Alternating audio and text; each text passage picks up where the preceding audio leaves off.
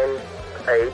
You're watching Experience Comic Culture and Sales. Streaming live daily to Facebook, YouTube, Twitch, and Twitter. 2, 1.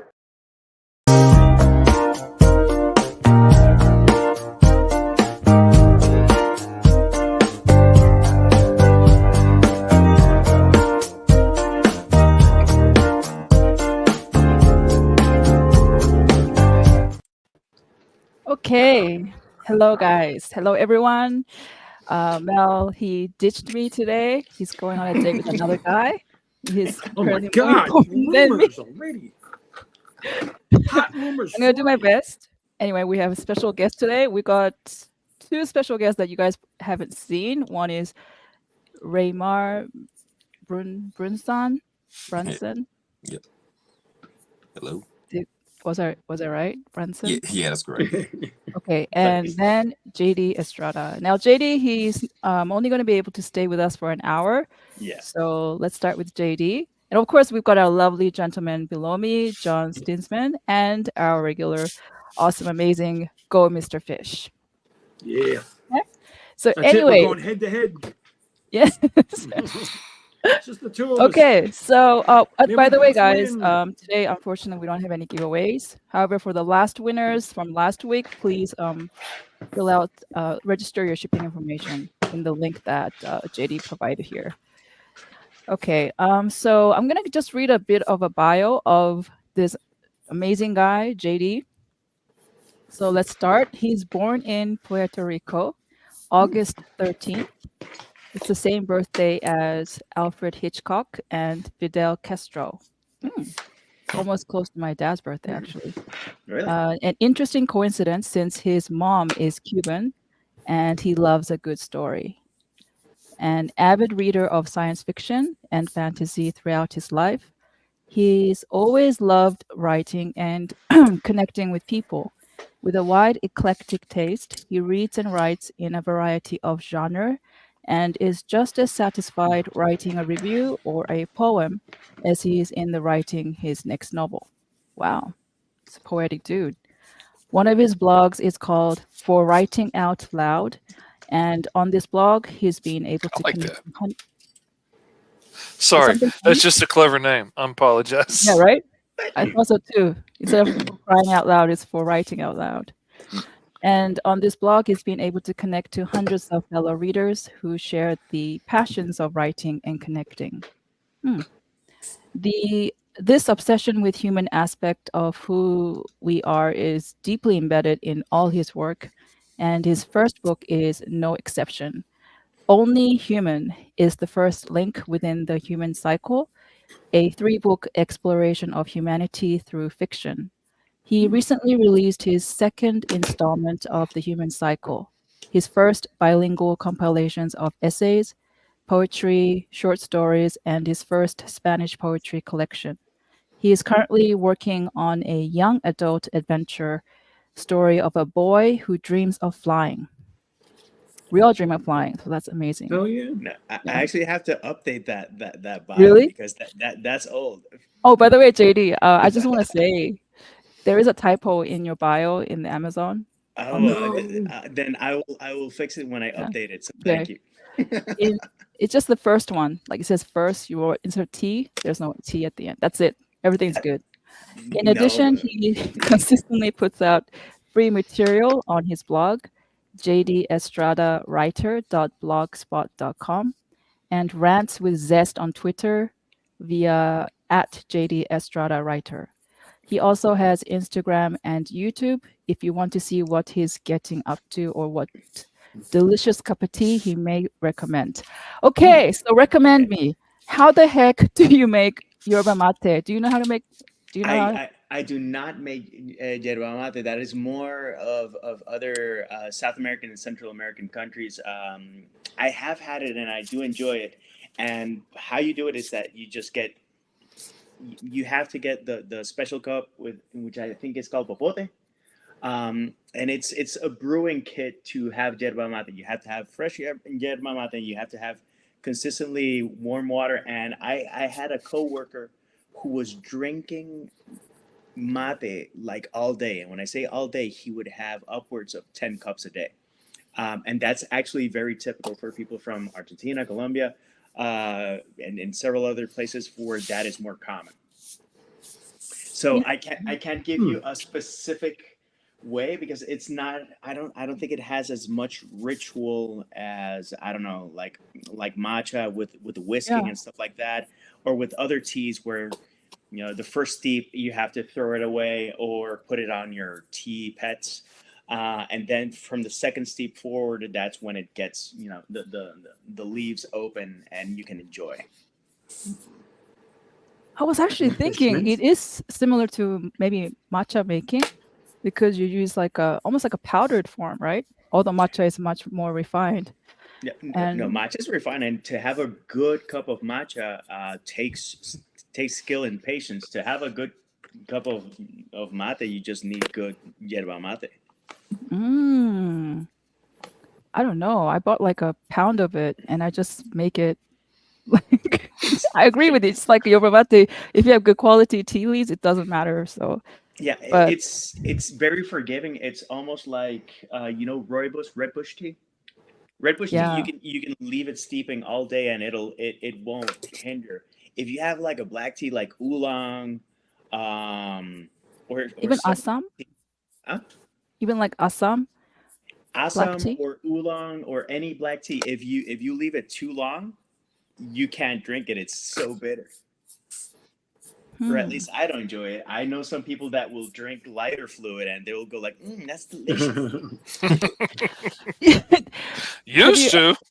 Have you guys ever, any of you guys ever mixed black tea or any kind of tea with coffee? No. No, I get it all the time at places because a lot of places down here, sweet tea is a religion down here.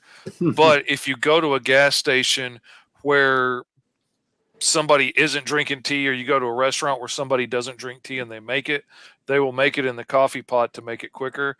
And you end up with tea that tastes like coffee, and it's really disgusting. And not good coffee. No, neither of them come out good. No, I am from Puerto Rico, so I went to one place where they served me coffee, and it was so bad that when they offered me a refill, I was like, "How have I hurt you?" What did I do to you? Yeah, it was horrendous. It was that and mop water. It was pretty close. Huh. Yeah, bad.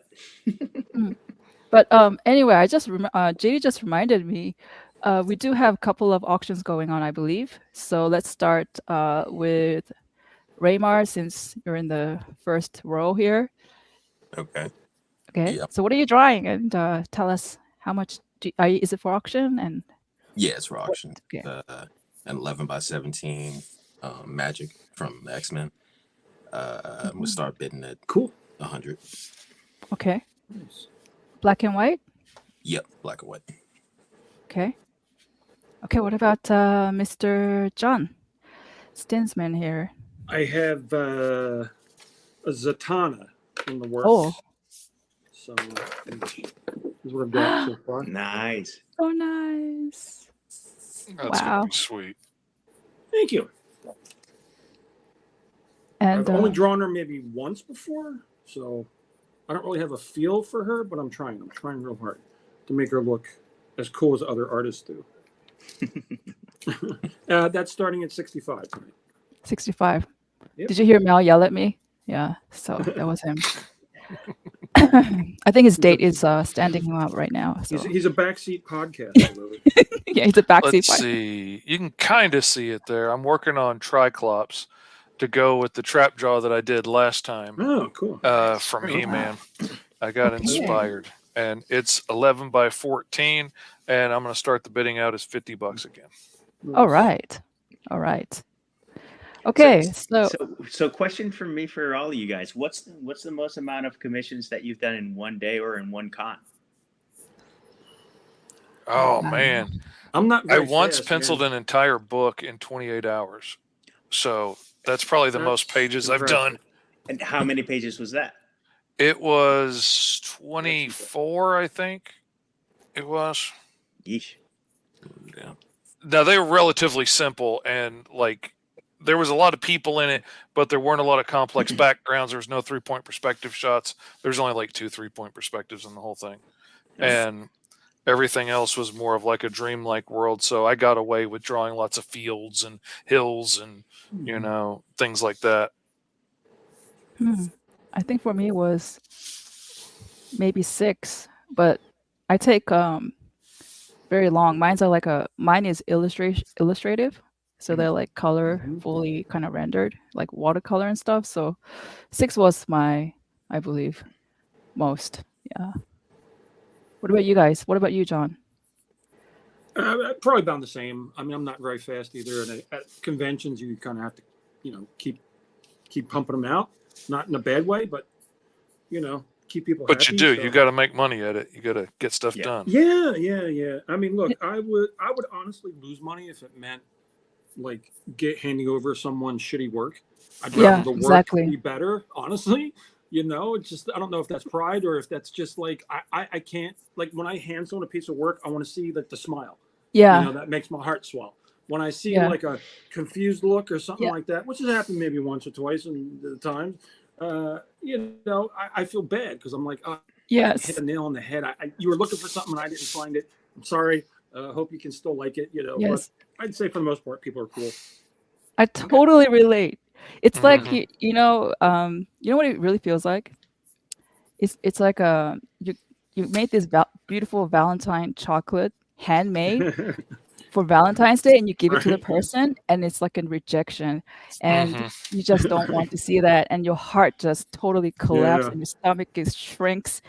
And if I was a man, my balls would shrivel up. Sure, why not? Yeah. I mean, look, I've been doing this for like 30 years, and I still feel nervous when I hand over a piece of work to someone who commissioned me or hired me to do a cover. I'm still like, please like it. And when they go, wow, I'm like, oh, fuck. Ooh, it's really terrible. Oh, man. Every time I send something to a client and I get that ... I'm like, oh, God, they hate it. It only takes a minute to write, like, that's freaking awesome. But when it's like 3 minutes of ... I'm like, oh, they hate it. And then it's this. But you guys are lucky. You can get pretty quick feedback. I have to wait for people to read the book and then for them to remember to leave a review. It's like, oh, yeah. So how does it feel for you when you like hand a book? No, you don't feel it. It's not so much when I hand a book out. It's when I click publish. Oh Lord. Okay, so in the bio it said that my second novel was there. I finally finished the trilogy. In total, writing, this was 17 years in the making, man. No. That's pretty damn impressive. So that... Are they the same page length? No. The first one is the longest. The second one is the shortest. And the third one is for me, it's like, Papa Bear, Mama Bear, Baby Bear. And hopefully the third one was Baby Bear. But I'd read so many series that didn't land the ending, and they kind of mucked it up with a capital F at the ending. That I was super stressing out because I just wanted it to be right. I wanted it to be right. And it's the most that I've spent time editing, and just full on editing. It was at least 5 full passes, and it was 4.5 months of every single day, at least 1 hour per day. And and I was stressing, and when I finally clicked publish, it was in part a relief, and then I was like, I really hope people like it. and I'm still recovering. That was in March, and I'm still recovering because it was a daunting task just to finish it. And I was like, I'm gonna be fine. And when you do it, you realize that no, you're always gonna be nervous. I've been doing this 10 years. Yeah. I've got 22 books out, and every time that I click publish, there's that little pit in my stomach that goes like, are you sure it's ready? Right? It's like almost like a panic. Oh, Lord. Yeah. Mm-hmm. But Every anyway, time. The human cycle, only human, right? From the book one, Human Cycle. So let's kind of read a little synopsis here. Nathaniel Reynolds isn't a fan of life. He isn't a fan of the news, which is a bust because he's a reporter. He's lost faith in journalism, in the truth, in civilization, and in himself. So it's quite the surprise when he gets swept up in a quest to save the world. Perception and reality collides as one man faces one question. Would you sacrifice your humanity to save mankind? Ooh. Only Human is a tale where the truth is revealed about vampires, about Therians. Make sure you don't call them werewolves. About angels, about demons. The Genii, plant people, and humanity as we supposedly know it. Yeah. This isn't your typical book. These aren't your typical vampires, and what has been said is fiction, may actually be truer than the history you've been sold. Wow. I like that. Instead of you've been told, it's you've been sold. Yeah, and my vampires do not sparkle. My vampires are guaranteed to not sparkle at any point. Sparkle free. Man, you had me and then you lost me. Me too. I want a sparkly vampires. No. I like my vampires like I like my water sparkling. No, I like. Well, I can't say I like mine flat because some are voluptuous. So, you know what? The more I look at you, JD, I think you're very familiar. Did we meet at the? Yes, we met at the Puerto Rico Comic Con years back, and then we connected for one convention. The 101 Tales, right? Yeah. Yeah. Hey, were you the one who said it was so unique? It stuck on me. You also play music, right? Yes, I do. I don't promote guitar? it because I play guitar and I do an attempt at singing. Apparently, it's decent, but I haven't done an album, so I don't know how decent, and I don't think I could make a living off it because wow, I can grind out a book, but grinding out and performing something that's really personal to me night after night after night, and having people talk over it, I couldn't deal with that. Also, you know what stood out? I think, please tell me this is you. You're really like organized, and I think it was you who told me that you would actually handwrite your story, like drafts at least, and you have a notebook, and each one has a different ink color per book. Was that you? Per genre. Yeah. So blue or fiction, black or that's red. OCD right there. I recognize that. Cool. Okay, so fiction I write in red ink. Nonfiction, essays and short stories. Short stories, if it's very fantastical or something, I can write in red ink. But I probably lean towards black and blue. I have desisted from that because I've been in situations where I run out of ink and it's like I have to keep writing, and it's not like I'm going to stop because I don't have my preferred colored ink. And for poetry, I use pencil. Wow. Poetry, man. I never understood poetry. Never. But one day, during COVID, my mom started to write poetry like crazy. She ended up publishing a book. Really? And then when I read it, and I finally understood why people do it. It's basically the lyric from the songs. It's to capture an emotion. It's so abstract that it's so hard to sometimes describe emotion. But poetry, for some reason, because of such an abstract, weird, I don't know what it is, formula, it can capture that emotion so well. And I thought, wow. I mean, if songs were more like this too, like, I mean, I think maybe there are good songs like that, like poetry. That would be really amazing. But yeah. No, it's song lyrics are poetry. The things that sometimes they rhyme, sometimes it's more the cacophony and the rhythm that they sing it with, and sometimes they force a rhyme. If you read lyrics from Stone Temple Pilots and Bush from the 90s, they will do anything to get a rhyme, and you go like, dude, that doesn't make any sense, and their response is, you're still singing the lyrics, so who cares?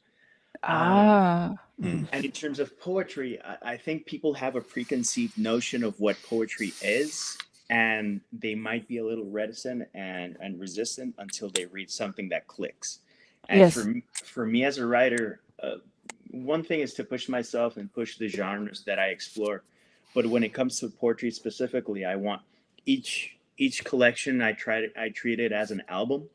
I am a big music fan and I do write music, but I treat it like an album, and I want it to have that feel to it. And some of them are free verse, some of them are hard rhymes. I have wicked nursery rhymes that were a lot of fun to write, and I have heartfelt poems that were very cathartic to write. The first thing that got me into writing as a teen was poetry, just because you're edgy and you're depressed and you're a teenager, and oh Lord, I'm a poet. And but it helped me make sense of so many things, that it's a habit that will stick with me through life. Wow. Interesting. It also mentioned in your bio that you studied psychology. Like, how did you get into that? Well, I studied psychology, marketing, and advertising, and I ended up working up in advertising and marketing and public relations. So with psychology, you have to read so much, and all the tests are essays. So it's a version, it's a way of writing. And for me, beyond just being correct, I wanted to be entertaining in what I wrote. And when I got an A plus a note saying thank you, I needed something refreshing to read, I was like, yes, nailed it.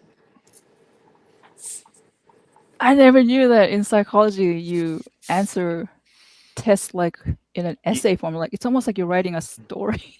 The final in introduction to psychology, the final test, you get a notebook, and I needed 2 notebooks because I just kept writing. And somewhere there's a picture of me after that test, and I'm absolutely drained because it was 3 hours, and basically I was writing. First off, my handwriting sucks, so I had to be very conscious that it was legible, and after that, made sure that it made sense and that it had a thread. And if I'm not mistaken, it was around 18 to 20 pages, my answer to a single question. It was a single question, and it was 18 to 20 pages. That took me all that time to write. Did that get you the A that you wanted? Or yeah. I got an A. If I loved the class, I could guarantee that I would get an A. If I was not invested and didn't care, I would do what I had to do to get a B. And on 2 occasions, you're spoiled because you think you can get away with murder. With murder and BS, and you're like, I can write my way through this. And in one particular class, the professor was like, man, that was a great answer. Unfortunately, you didn't answer anything that I asked, so F. And I was like, fuck. And wait a minute, I can't BS my way through this. Hold on. And in other classes, I didn't read the material, and I was able to get an A based off BS.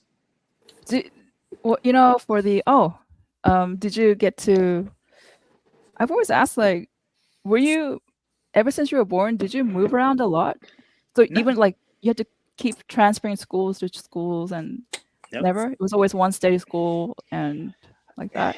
So I had my grammar school, my high school, and in college it did get a little dicey because I studied 3 years in one college, and then I needed financial aid, and it was so well organized, that college, that basically I had to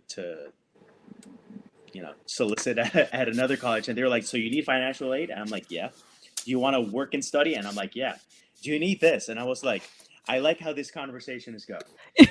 and they offered me I went from being a slacker, and yes, I was applied selectively. So I switched from that to being extremely applied and overworking myself since college. Did you, so when you started that work, right, were you kind of surprised at yourself? Like, wow, I got pretty good work ethics. I didn't know, because you said you were a slacker. I said, wow, why do I care? No, it's not that. Why did I care? It's someone to get the opportunity. The only thing that they asked of me is to give my best, and I was like, I absolutely promise that you will get my best, and when I give my word, I don't back off from that. And I took it to heart, and I got some great opportunities just for applying myself and excelling at something that I enjoyed. It's like, do you want to participate in in an advertising competition? And I'm like, sure. What do I have to do? Well, you got to take this. You got to take this course, but you're not going to get any credits. And I'm like, so what's the problem? And it's like, well, if you're cool with that, we'll fly you to someplace. And I'm always, wait, go again. You're gonna what? We're gonna fly you to, all expenses paid. And I'm like, so hell yeah. Sign me up, please. Oh yeah.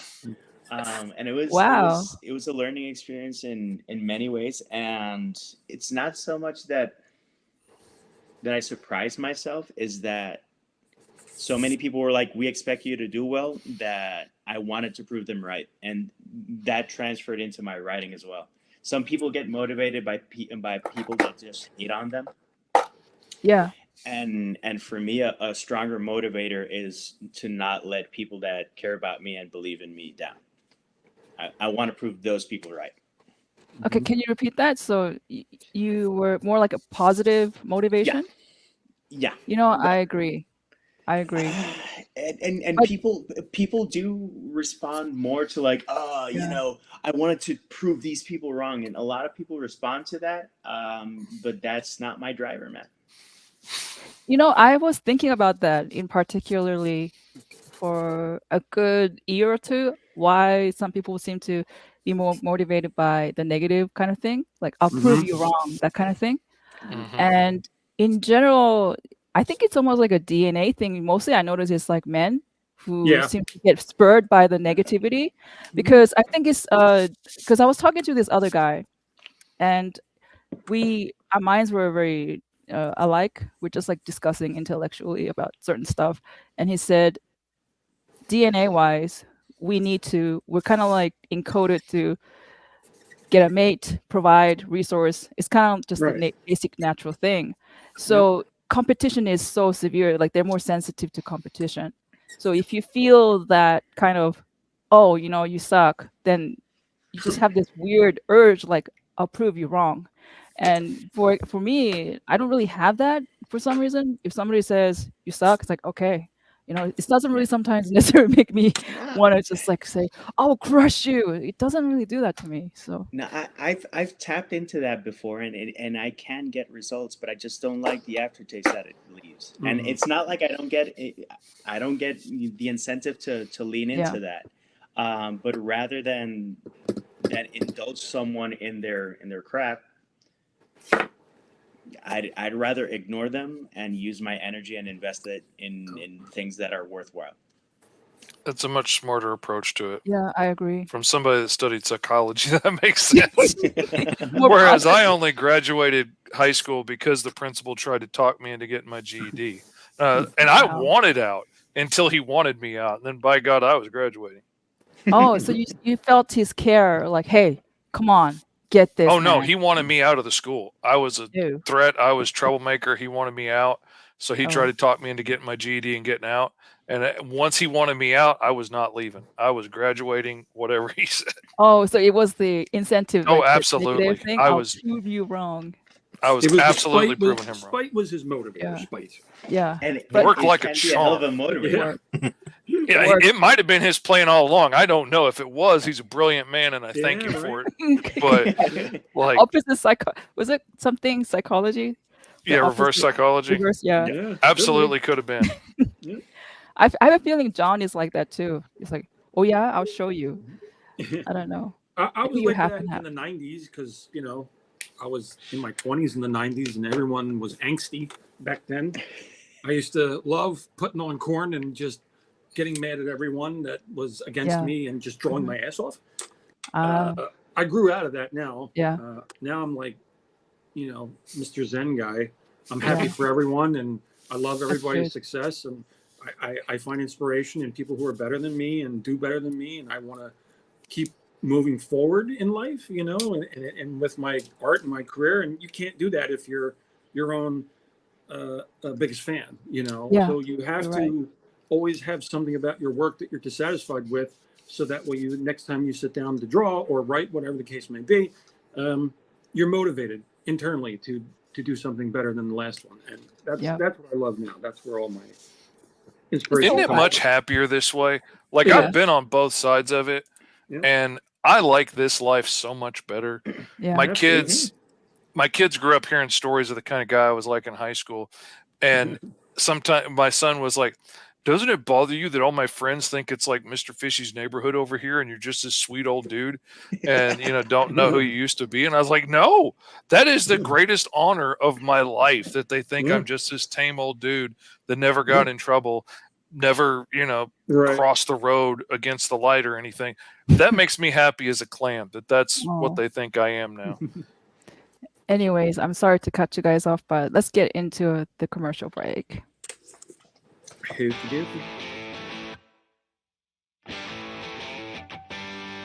What do you call the place on Spider-Man's wrists where the webs come out? His website. I hate myself for writing that joke, but you'd make me feel so much better if you just visited our website.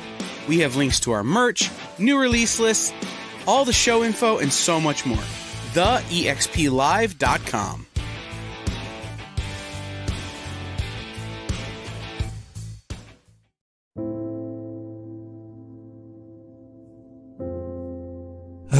Boring old Tuesday. Kick it!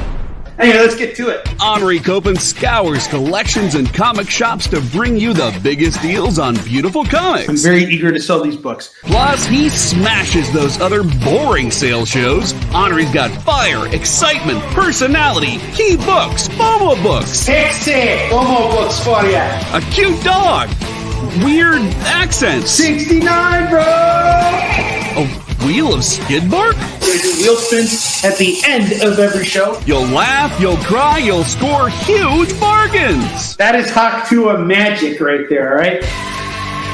Kicking it with Henri. Tuesday nights. Part of the experience. Symphonic verses. Nocturne's romance. A song of romanticized darkness. Dreaming death by sleep.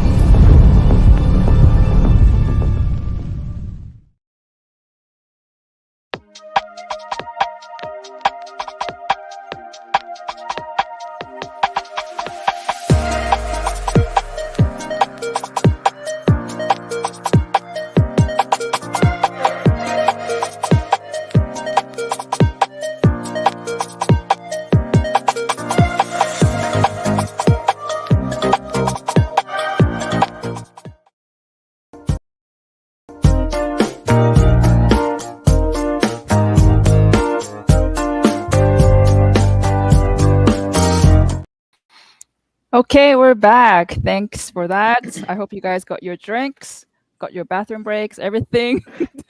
That's not enough for a bathroom break. No, it's not long enough. I'll be there. I'll be there. Oh, John got out, but I guess he'll come back later.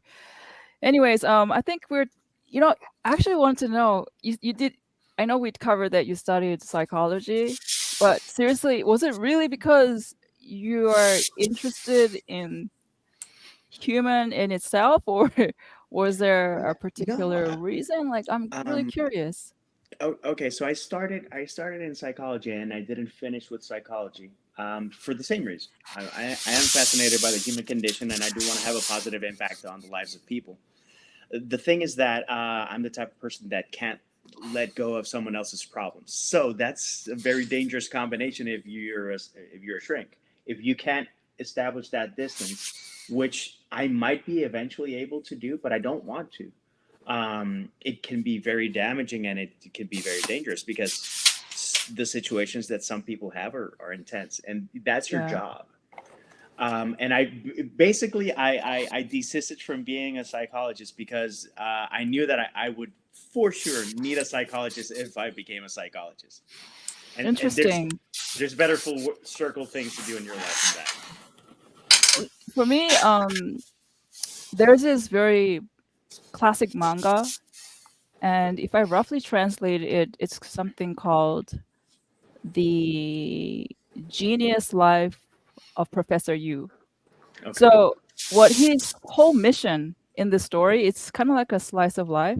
It's all his interactions with people, and he is just flabbergasted and sometimes bewildered by how people react. It's because he's very logical. So he doesn't understand why people would do these things. So his whole life is now, I really want to understand why, like humans, why did you do this? What? So that's kind of like his whole story. And he's trying to, by understanding it, you know, as the viewers, it's kind of like watching a very lovable robot, hoping that he might understand, but it never does. But it's so sincere that you just feel like, oh, you know. So, like for me, I like to study psychology. It's my hobby and passion, but on the side, because I'm coming from that aspect. But it seems like you really feel compassion. It's like a very deep emotional kind of. Is it from that place? It is from that place, and life has taught me that a little empathy goes a long way, and understanding other people and where they come from, even when it's something that I can try to have and be sympathetic to a woman as much as possible, but being a man and having my background and also being male, being Hispanic, the age range, etc., there will be limitations, and I can get to a certain point. But the more you talk, the more open you are to experiences, interpretations, and conversation, the more you can learn. And the best lessons in my life have come through conversations and honest conversations with people. Conversations where I've been in the wrong and someone told me that I was in the wrong, and rather than just cuss me out, we had a 2-hour conversation where I just buttered my lip and listened to a lecture of what I did, and that was when I was a teen. Wow, that's hard. Especially when you're teen. Having someone tell you, I expected more from you, because they were kind of bullying someone, and I joined in, super mob mentality. And I joined in, and then they took me on a side, and it's like, I expected that from everyone, not you. Oh. And I was like, ah. Oh, that really hurts. No, and he chewed me out for a good hour and a half. But from that, I learned a lot. And you don't forget those lessons. No, and it scars you. No, but it was also my choice to engage in that conversation and go deep and ask difficult questions and ask for forgiveness. So it also stems from that, and stems from wanting to understand more and just live more. There are a lot of people that I know that live these checklist lives. Okay, I have the kid, I have the car, I have the house, I have the career. I'm good. I'm doing life, and it's like, are you? And I think there's more to that. How that transposes into the writing, it depends on the project. With the human cycle, I said that it's the exploration of humanity. The first book focuses on the physical aspect, the body, and the changes that Nathaniel has to face because stuff happens. I'm not going to spoil. So, how old is this man, Nathaniel? Is he in his mid-20s or 30s, or what is he? He's in his late 20s when the series begins. It starts. And And he's kind of cynical, like jaded. Super. Kind of. It is me after a crappy day at work. It is super me. People say, "Oh, so is that you?" And I'm like, "No." And then there's another character, and people say, "Is that you?" And I'm like, "No." Going back to the psychology aspect, there's actually a character in some of my stories called Fayet Otstein. I'm gonna write it on YouTube so that I can explain it. So fate. Oh. And Otstein is an anagram in Spanish for destino, which is fate in Spanish. And I do that a lot. I do anagrams in Spanish and then use it in English, so that people go like, "Oh, where did you get that creative name?" And I'm like, "It's a Spanish word, but it's a Spanish word jumbled up." So Fayet is he actually appears in the human cycle, and that's me. Fayet is my literary persona. And I wanted him to be there so that when people say, "Oh, so is this character based on you?" and I could say no, because this is me. Interesting. And actually, the middle grade about dreaming to fly is called "Given to Fly." Wow. Can we? There you go. It's so pretty. Yeah. About the boy, right? Whose dreams to fly. Yeah. Who dreams about flying. So that one, John Rivers, he finds a mansion that's called Odd Manor, and the owner of Odd Manor is Fayet. So it's a kind of a spin-off, like a. It's not a spin-off. It's I have certain characters that can appear in different stories, and that's how I connect it. And it's something that I just really enjoy. Wow, I love that. It's like you have this huge universe and it's kind of very loosely connected, but it's still almost the same universe.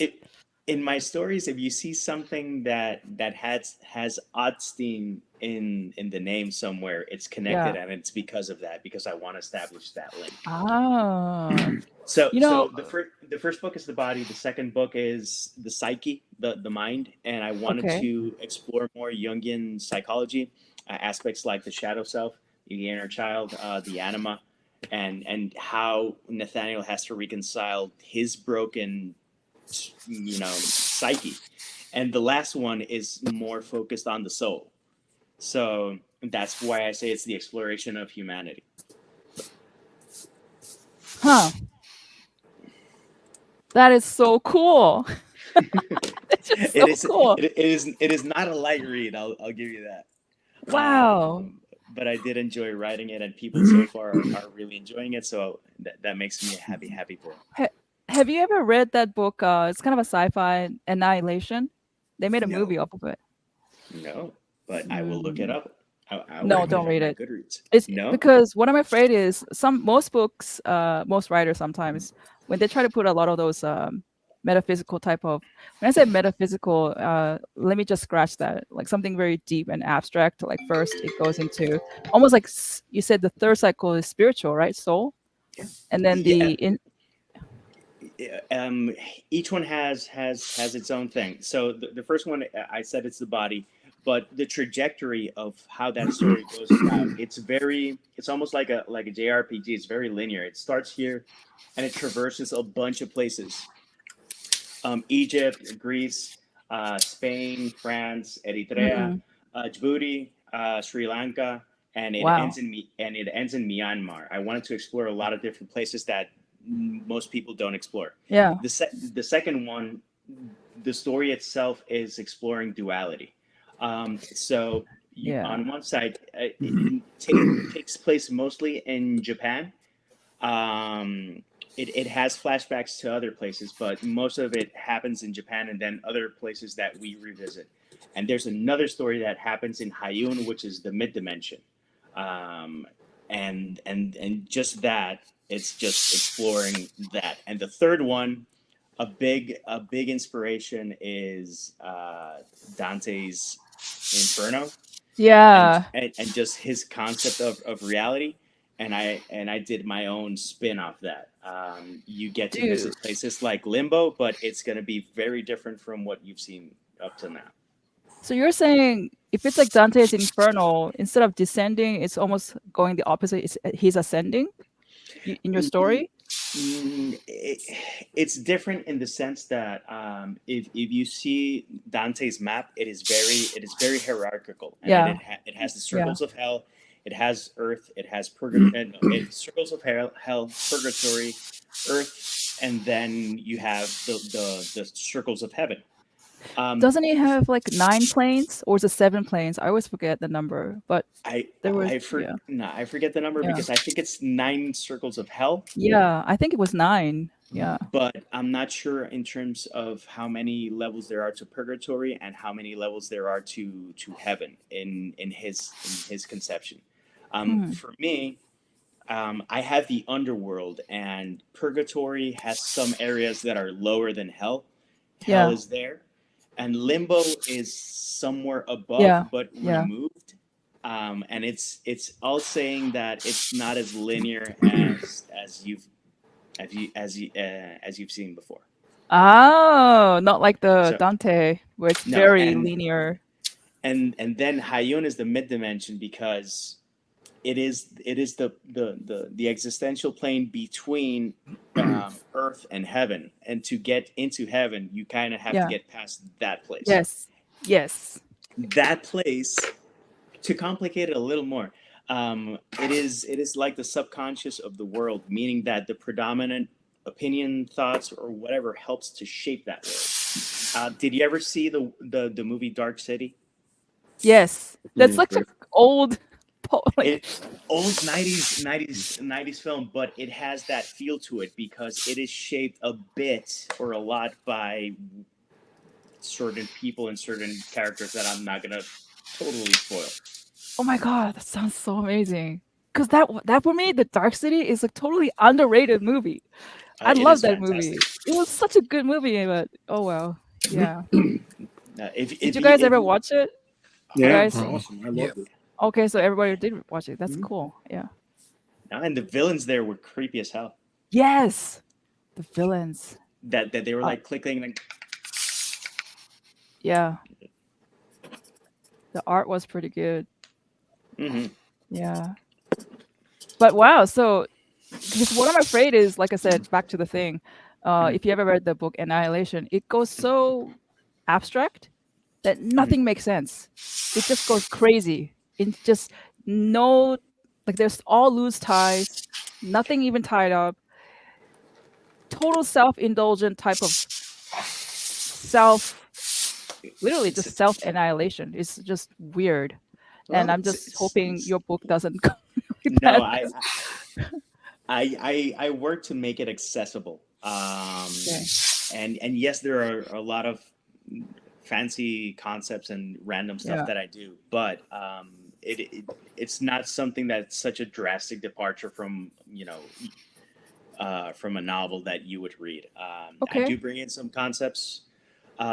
In my life, I am agnostic. I grew up Catholic, and then in my teens, I had a very short stint as an atheist and realized that wasn't working for me. And being agnostic just meant that I could acknowledge my background and use it as my language to understand reality, life, spirituality, and my relationship with whatever higher power is out there. That's so similar to me. Catholic background as well. Yeah. And I'm very grateful for that foundation. And the thing about that, when you look at it from an artistic point of view, it is visually rich. It's very. When you see the variations of angels and demons and how they describe it, I love it. Just one demon and one angel can inspire an entire story. I know. I love it so much. I even bought a book about angel lore. It's a very obscure book, and it just talks totally about all the agnostic type of information. It is so cool. Yeah, I'm really into that stuff. But anyway, your second book, it's about the psychology, right? So that one is more, and that's the darkest one. The greatest compliments I've gotten from that book is that 2 people were reading while they were having lunch, and they stopped eating because they were so grossed out by a scene that they were. And I was like, yes. I love that. Is your favorite compliment? And it was the same scene. They were like, that was raw, dude. And I'm like, thank you. I just remembered though. I'm sorry to totally segue out of this. Guys, let's see the updates with your artwork. Oh no, it's too late now. No, we're sticking to this story. I want to hear what grossed everybody out. Brunson, undo that tape. Come on. Reveal that. Nah, I need it for the moment. I got a mask off this X. Oh, okay. All right. So this was starting bid was 100. We're still looking for a bid. This is Magic from X-Men. In here, she's really being beat up. Usually you don't see that. She must have been going through Dante's hell right now. And then let's go to Mr. Fish, since you're showing your... Oh, wow. Nice. That's awesome, man. Wow. Really cool. It's coming along. This is starting, bid is 50, so there's still a bid for this. And it's an 11 by 14 piece. And guys, for Raymar Brunson, Raymar, his is 11 by 17. And John, you actually have a bid of 65 from Stevie B. Thank you so much, Stevie. Woohoo, Stevie B. Thank you, Stevie. Yeah. Appreciate it. And he said he's building a bundle of art about you. You know, it's just he wants to make a collection. I have other pieces here for him that'll go out. I would show them off, but he prefers to see them surprise, surprise in the mail. Okay, so I want to keep them to the side, but this is the time. Ooh. Oh wow. Nice. Yeah. Is that intentional? Your vest? Is she wearing a vest? Yeah, she's wearing a. Yeah. It's like skin colored, almost. It's not showing up right on camera, but okay. It's still the E section of the Copics, but not flesh tones necessarily. Okay. So lovely. So that's a bid for 65. And I just remember reading some of the comments here. Stevie B says, Fish, you're Ferris Bueller. I don't know why he thinks that, but okay. No, I don't think so. No, I was not that nice or pleasant. No. I caused a lot of chaos, but I was not the most famous kid in school either. Infamous, maybe. People towns around knew about me. But I was a very bad student too. I was very, very bad. It's kind of hard to believe, but I had a lot of. I don't believe. What about you? I think JD. You look like you were a really good kid. Like I kept out of trouble most times. I did my couple of things, but I didn't stir the pot or anything. High school activities, I would go surf. I was in no team. Puerto Rico. Yeah. No, I was in no teams. I was in no clubs. I didn't do anything in high school. And people were like, "Why?" And I'm like, "Because I wasn't interested. I'd rather go surf." You seem like a very social guy. You are. You are. And but I think you need a lot of introverted quiet time. Maybe that's why you like surfing and thinking to actually write. You need that. The only place where my brain shuts up is when I go surf and when I'm in the water. That's in terms of having that internal peace. That's the only place. And yes, I can kind of achieve it when I'm writing and doing other stuff. But as soon as I hit the water and I get into the lineup, everything settles down. It's a religious experience by far. Everything has to settle down.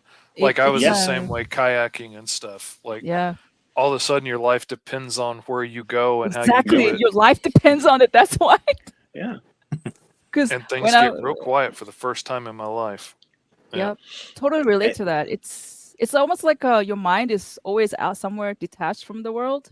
And suddenly you're forced to pay real attention and be right there. Because your life is on the line. So well, it is that mindfulness and being present in the moment, but also just it's the only place where everything settles down. So beyond being present and survival mode, so that if a wave comes, you can either duck it or take the wave. It's just something that everything just, it's like when you have water that's very, very, chaotic, and then when it settles down, everything goes to the bottom. So that's the same experience for me internally. Wow. I agree. I think my one time I actually, because when I used to live in Hawaii, I finally took surfing, and I couldn't think of anything else. It's just me and the board and the water. It's just, I totally get you when you said that. And also, I understand you. You go kayaking, huh? Fish. That's really cool. I used to. I don't anymore because of the Tourette's. Now I shake too much. And Really?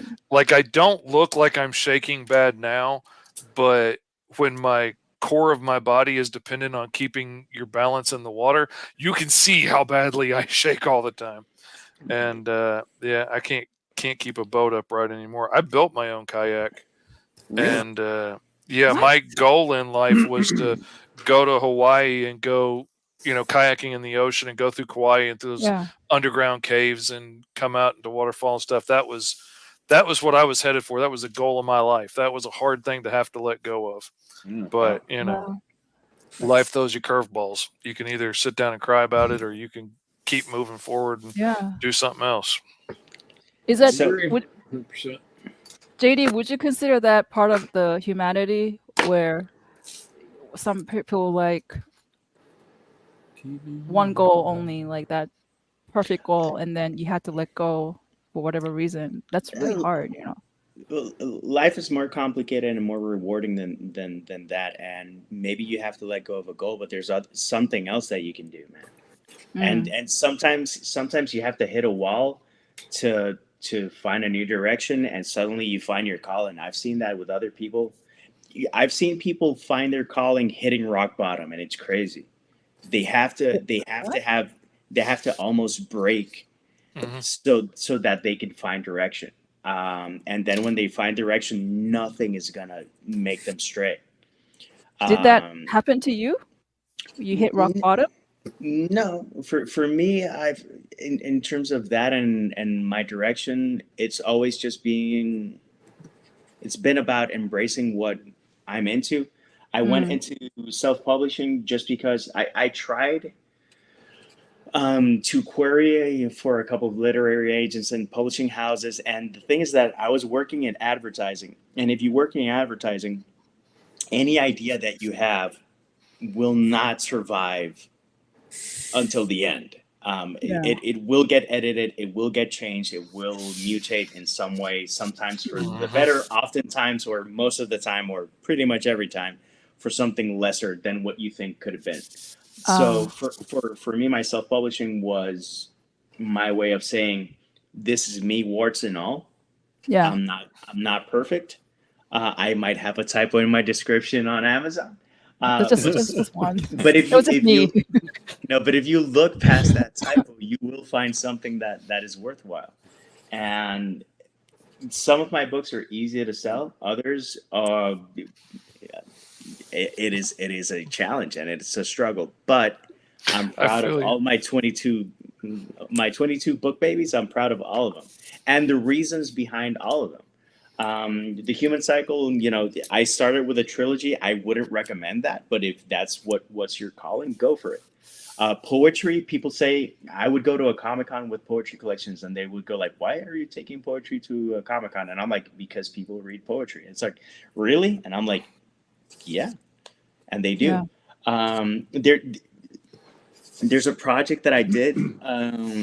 It's called Blank Comics. So as a storyteller, I'm blind and I need an artist to help me see the story. So where did this idea come from? It's an original story, and the thing is that it was 2016 or 2017. They did a scouting in Puerto Rico at the Comic-Con. It was DC or Marvel, I don't know who, and about 200 people applied, and at the end they chose like 2 people. And there were a lot of crestfallen kids and adults and people that they were like, I'm like, no, dude, keep going. You got to do it. Yeah. And rather than just just give him like, a lame ass pat on the back. I wrote something so that anyone that needs something, because some artists are not storytellers in the sense that they can interpret and they can bring a story to life, and they can make a story 10 times better, but they're not writers. They can clearly see it, and I just wanted to give them a canvas to do it.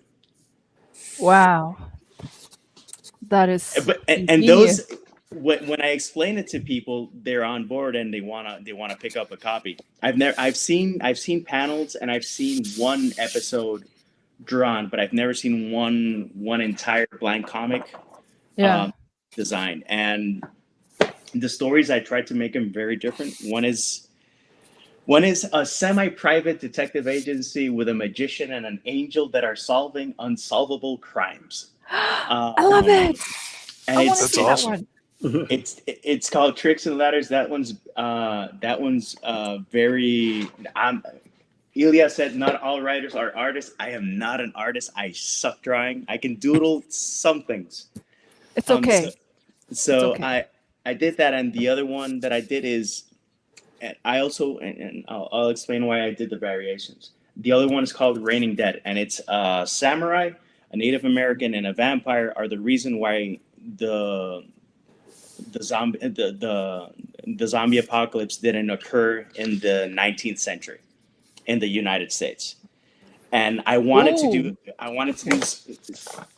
do two different things where, with Raining Dead, there's like splash pages and the layouts are different. And with the other one, I wanted to think more like Lucifer, more like Sandman, and try to do something more creative with the panels. So to invite people to just explore. And one's whimsy, one's dark, one's text heavy, the other one is not. I'm definitely leaning more towards the detective one, though. I love like mysteries, and then you throw in kind of fantasy elements. That's always. But anyway, it's time for another break. Should we go through the art again? Let's do it. Thing. Okay. Oh, sorry, John. Me. It starts with you, John. Okay, Oh, I wait, guess. no. Oh, Raymar. We're gonna switch around. Raymar? Why are you going dark? Raymar, what happened? Everything's super What dark. I'm gonna do is a bunch of splatter because I want her sword to like glow. Ooh. So, and when I peel this tape off, there'll be an X going across. Yes. So, yeah. We're all looking forward to the peeling off moment. Yes. Yeah, I'll say it. Yeah. Okay. Looking amazing. So, guys, this is $100. Please. This is Raymar's first appearance here. Second, actually. Please. Is it second? Yep. Oh, I'm so sorry. Gosh, No, I'm you're so fine. embarrassed. Don't take it personally, okay? And then no problem. And let's go to Mr. Fish. I forgot his name. What's his name? Triclops. Triclops. He's from Where is he from? He-Man. He's from He-Man. Right? Okay. Yeah. He had the three eyes that spin around. All right. So that is 50. Yep. And then let's go to John. Almost there. Ooh, what the heck? Green background? Crazy. What? I always do a background. You just never see them because I don't have time to draw them, but this time I did. So hooray. Wow. So that's 65. We already have a bid by Stevie B. Yep. And I think there was a question before we go on a break. Somebody asked, did you guys ever watch the HBO series, is it the series on surfing, the 100-foot wave? No. It says it was pretty intense. I did see it, and I also recommended another one that's called Step Into Liquid. That one, in terms of just variety of what it means to surf, I bodyboard. Let me make that a clarification. I don't stand up on my board, I lay down, and people go like, "Oh, it's not the same," and I'm like, "Exactly, it's even more fun and safer, and I can do crazier stuff." Yes. But Step Into Liquid has a beautiful message, so that's one I highly recommend. It's got different stories and it's special. Where do you live right now? Me in Atlanta. Not the best place for surf. Atlanta. You're so isolated. Yes. Oh my God. I'm 4.5 hours away from the coast and about 6 hours away from decent surf. Wait, so what time is it over there? Is it like 12 a.m.? It is 11. That's why I have to sign off. Okay. I can do it after the commercial break. Okay, but anyways, do you still have the blog for Writing Out Loud? Do you still continue that? Yeah, okay. I write occasionally, but I also have the book version, and I was like, oh, it's just gonna be a copy paste thing. And then when I got around to doing it, it took me about 4 months of making it into a book, like the collection of essays. I wanted to do, and anything that I write nonfiction is to try to have a positive impact. Yeah. And just write and just wrapping my head around how to do that in a way that makes sense in a book was interesting, because I thought it was going to be quick, and it was not. Yeah. Do you have the YouTube, like your YouTube channel? I don't know what your name for the everything. If I'm on a social media platform, look for JD Estrada Writer. Okay. Just like your name right there. So guys, we had an amazing guest. JD unfortunately has to go. Yes. He's a very busy man. Thank you so much for we got to talk more later, man. I know. I love this guy. Everything you said, I just was giggling because I was like, that sounds just like me. Yeah. I wanted to somehow back just to talk or something, but yeah. No, we have to explore more on why moose is the Canadian version of fish. Oh, and God, no one's going to understand that. No. Anyways, guys, it's been a pleasure. We've connected on Facebook. People, whoever's watching this, if you find me interesting, I think my best social media is Instagram in terms of entertainment. Yeah. So check me out there. Drop me a message, and by all means, read. If you read, please review. It helps so much. It feeds the fire. Oh, okay, guys. So thank you so much. Okay. We're gonna miss you. Oh. I'll miss you, but we'll do this again. Okay. So let's go to the break. Okay. All right, man. Take care. See you. Likewise. Nice. We know you probably get a lot of emails, but could you please make sure to sign up for our mailing list? We don't send a lot of emails, and we try not to bother you. We just want to give you the best information about all the cool stuff that's going on around here. Sign up on our website, theexplive.com.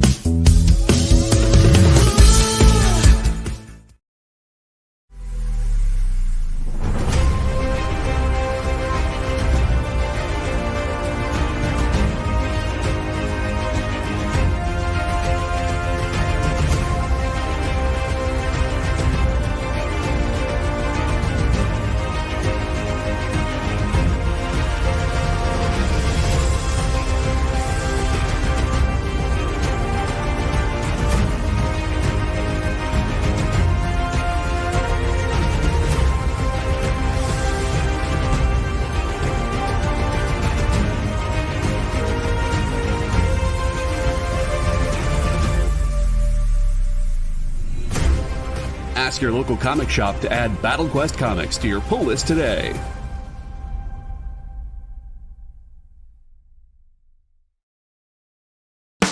You love comic books.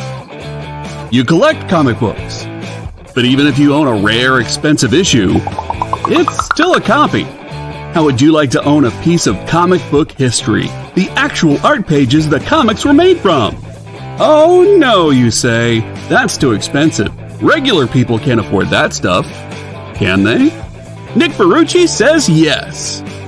Join the founder of Dynamite Entertainment for the original art experience on YouTube, Twitch, or Facebook. Incredible art at almost unbelievable prices. Does he have some high-dollar pieces for the high rollers? Sure, but Nick always makes sure to find amazing pieces priced for the fledgling collector. You can collect original comic art. The original art experience. Fridays at 7 p.m. Eastern. Part of the experience.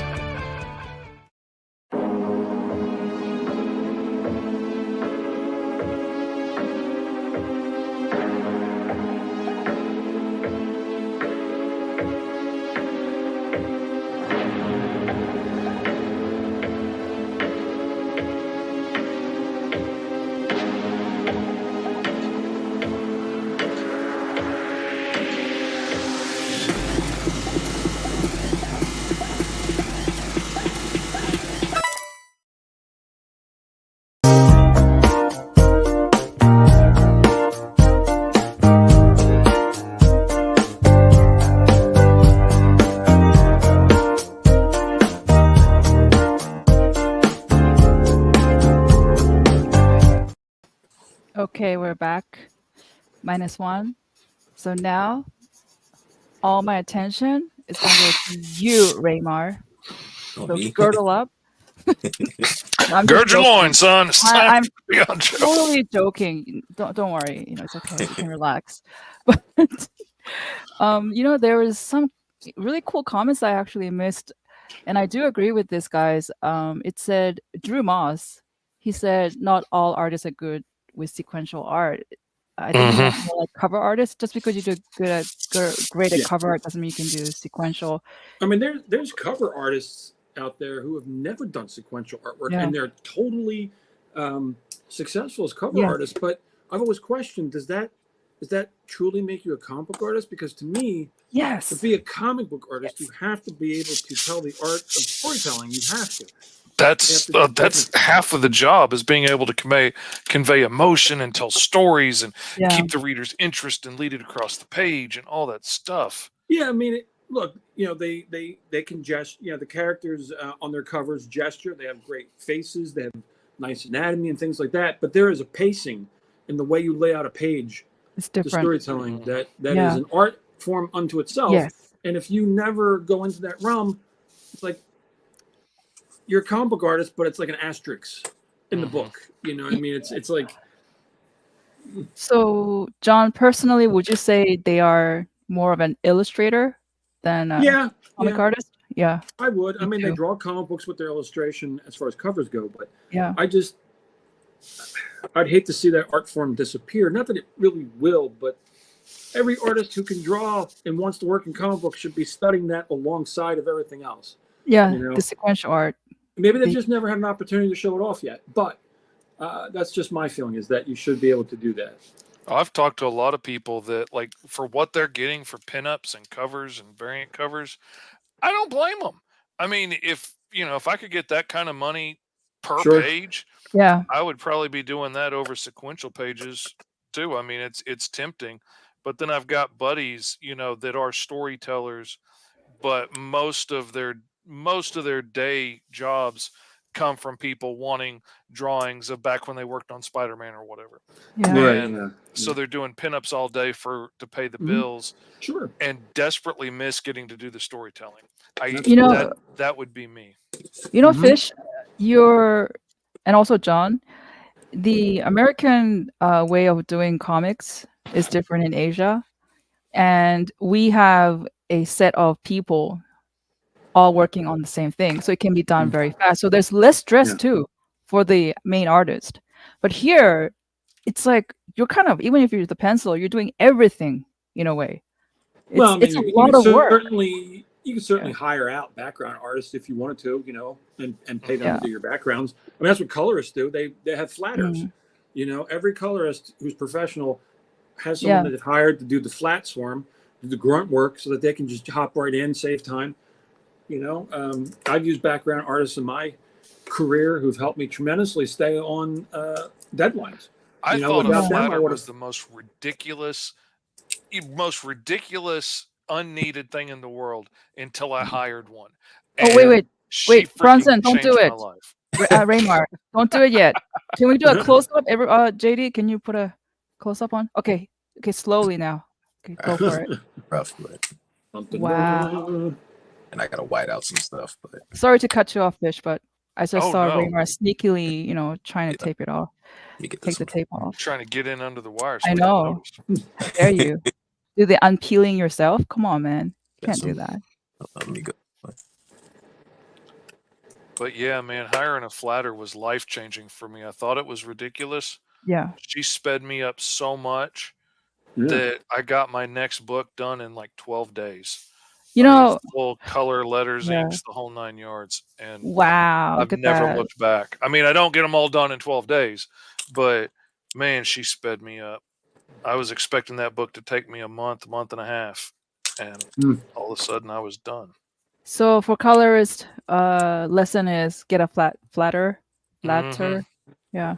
Such a weird title name, flatterer. Which one do you say, flatterer? You can hire a flatterer as well. That helps. Sure. Someone who just makes you feel good while you're sitting there. Exactly. We need positive motivation, not negative. Exactly. I'll show you. No, they can only go so far, man. So, yeah. So what's that? What is going on? Is that a cross that she is? What's your story there, Raymar? X-Men symbol. I just wanted to put like a, X-Men. So I just wanted to put an X in the back. Oh, sorry. I thought it was John. You saw it. You saw it right away. John, you're such a genius. That's right. That's me. Describe me to a T. Yeah. Genius. Wow. So yeah, Ilya did say he bought Raymar's first. You're not the SketchUp version, okay? Yeah, he bought a Batman piece. Yeah. Oh my God! Ilya said he needs Mel because Mog is so intense. What the heck? How dare you, Ilya? I'm so disappointed. Yeah. And even Stevie is backing that up. Mel is like the Sunny to Mog's Cher. Tommy Smothers to Mog's Dick Smothers. Right. Really? Yeah. Yeah, but then who goes to pay to see Sunny in Vegas? No, they paid to see Cher. So. But isn't Sunny the husband that she dumped, right? She divorced. Yeah. Mm-hmm. Yeah, I remember that. I saw the reunion. They put on a live TV show, and they had to sing a song together, the famous duet song. Right. And that man was so broken by it. Oh, really? That's sad. I felt so bad watching him. They tried redoing the show after the divorce, but it was so bad. All the fans couldn't take it because, it wasn't funny anymore when they were making fun of each other now because they're divorced. He was really depressed. He had a lot of emotional baggage, and it was so hard. It was just painful to watch that. Yeah. And yeah, Stevie, that's not a good. Don't say that. Okay. Oh, okay. Mel's flatter. Whatever. Okay. But anyways, flat net. Yeah. Oh. But for those who don't know, Raymar, you're like with the crowd of Sean and Erwin, right? Erwin Papa and Sean. Yeah, you can drink crew. Yeah. Have you ever met him in person, Sean and Erwin? Both of them? They're out in California. I'm in Indiana, so we just talk online. And oh, you're from Indiana? Yep. So you're also 3 hours ahead. Aren't you like 11 right now over there? It's 10:20 for me. 10:20? Yeah. Wow. We got this split between I swear, I would keep telling my wife I'm going to get 3 or 4 clocks to put up in the living room, just so I can just look up and see East Coast time and Pacific time, because everybody I talk to is on one coast or another, and I'm in the middle, and my flatter's in the Philippines, and I'm always like, is it too early to message her? And so I'm just fixing to put them up like an old newsroom on the wall so I can just look up and know what time it is. How good are you guys with jet lag? I never really had it. You never have it? Me I never get it. It doesn't seem to really have an effect on me. Do you sleep? There's a question. Do you sleep regularly? I sleep regularly with some help. At night. Just, a little bud of mine. Because I'm lucky if I get 5 hours a night. So I've never had like it that for a me. long time. I got fed up with it.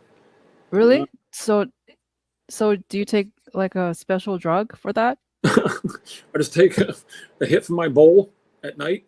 It puts me right to sleep in like 20 minutes. And then if I'm having a hard time staying asleep, I just take 2 melatonin. That usually works. See, a melatonin does not work. That gets me so wired, and I cannot sleep all night. Yeah. Wow. I take 2. I made that mistake a couple of times because I forgot and then did it again. Wow. You really just drink chamomile tea? And it works? Who's that? Did you say? Oh, Derek? No. Nothing works. I don't know. The best, I tried booze. And then I ended up drinking half a bottle every day, and I was like, I can't do this. You know, your tolerance gets higher and higher, and it just doesn't work. So yeah. So I mean, had to quit. I grew up like in high school.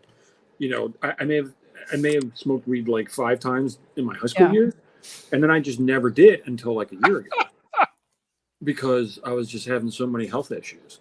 Because I don't know. I mean, you guys probably don't know the history, but I mean, I almost fucking died twice, so not real fun coming back from that shit.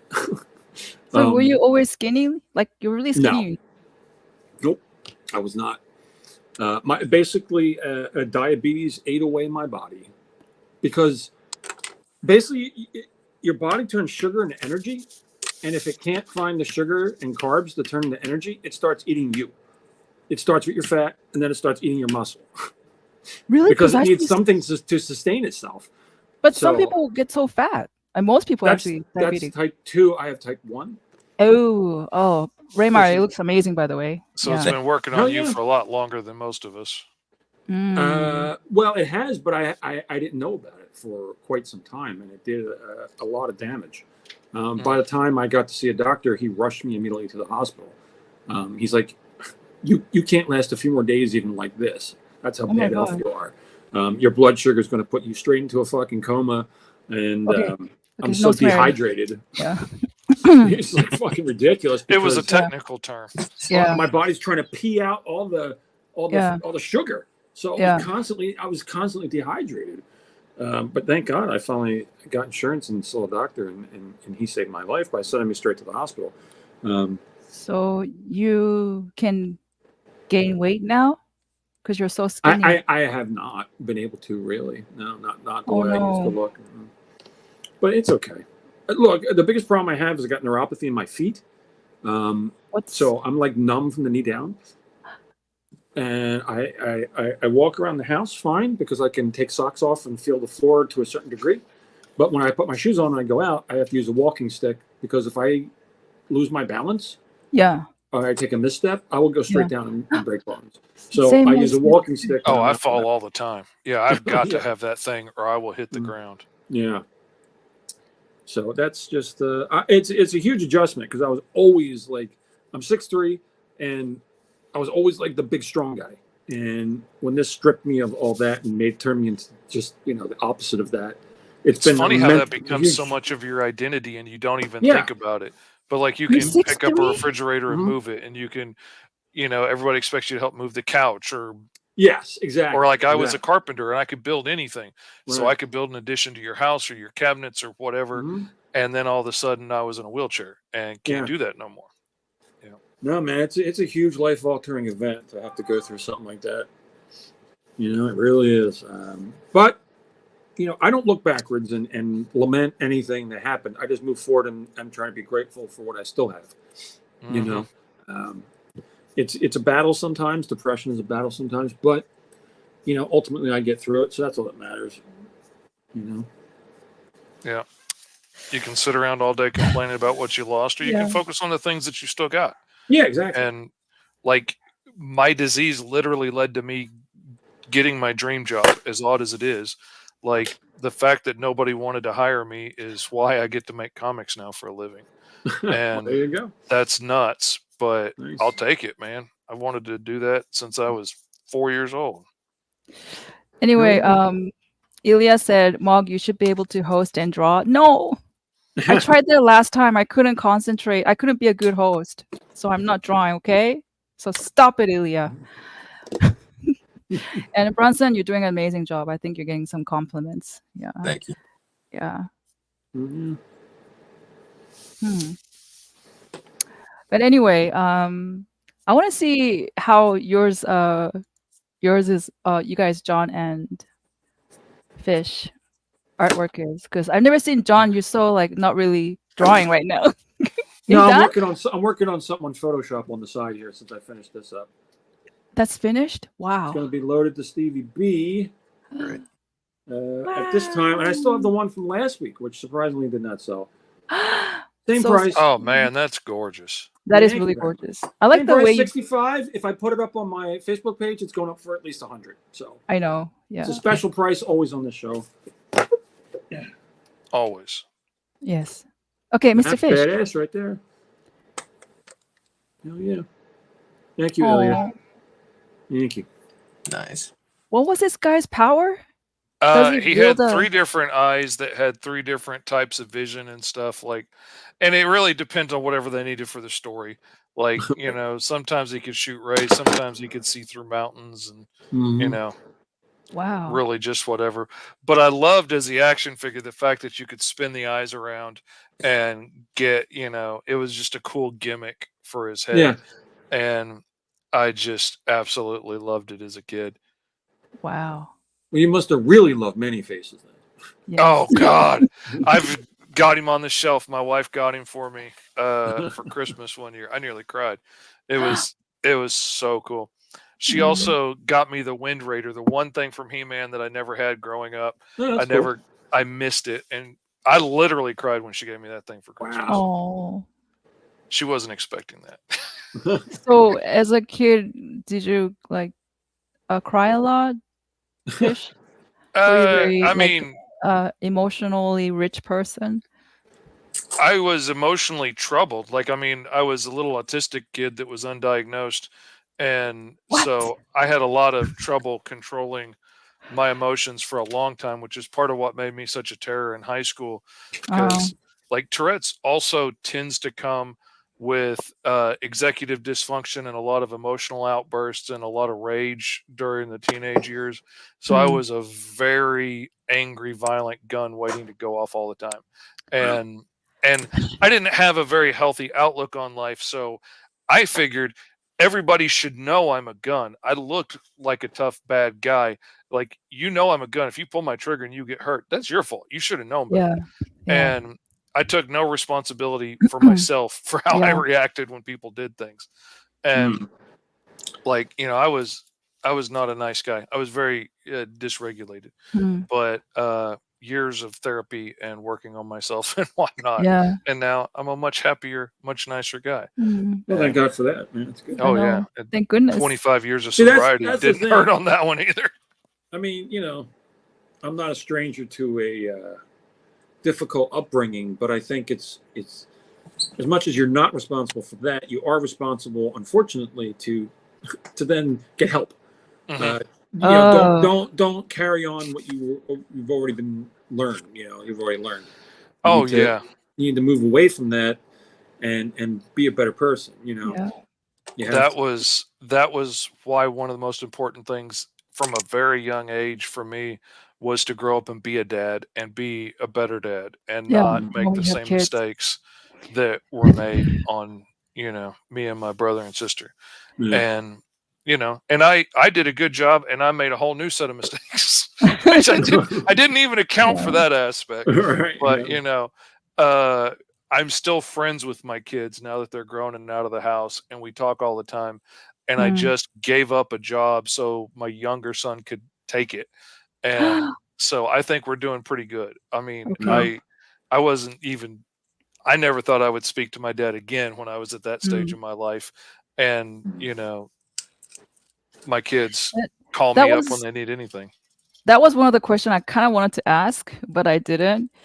It seems like all of us, like maybe except for Raymar, because it's so quiet. We had like dad, not really good dad, like dad relation maybe. But anyway, before we do anything, Ilya, Steve, don't bet on me. What are you guys doing? What is this? Come on. Yes. But Brunson's anyway, is 11 by 17, right? Yep. What? Yes. Are you done, Brunson? Not yet. No, somebody was asking the size. Okay. Anyway, I think we should get to the last commercial break, and let's get back to our conversation. So thank you. Join the party. Head over to our link tree to find all the links for everywhere the experience is all the time.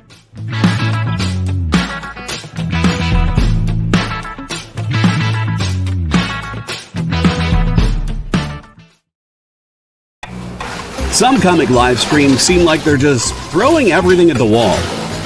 Hey, you want this unknown comic? Here, how about this boring one? Found this one in a rain gutter. Give me some money for it. I know this looks like a rotting sandwich, but I swear it's a comic! Pay me! But with Comic Collectibles, we know you don't just want comics, you want the right comics. You want rare variant and incentive covers, vintage books in pristine condition at prices you won't find anywhere else, and truly unique hand-drawn cover sketches by some of the most amazing artists in the business. Join Rex and his rotating cast of co-hosts live from Dynamite Entertainment headquarters for a carefully curated roster of comics that you'll only find here at Comic Collectibles. Every Monday at 6 and Wednesday at 7 Eastern Time. Part of the experience. Something is speaking to you. Play more comics. Just at the edge of your perception. Play more comics. Your senses fill with visions of vortices. 360 comics. Slowly drawing you to one thundering epiphany. 360 comics! 360 comics! The universe is telling you to shop with 360 Comics. Joe's got amazing stock from high dollar to $5 books from Silver Age to modern, CGC, variant covers, and more. 360 Comics every Wednesday at 9 Eastern, part of the experience.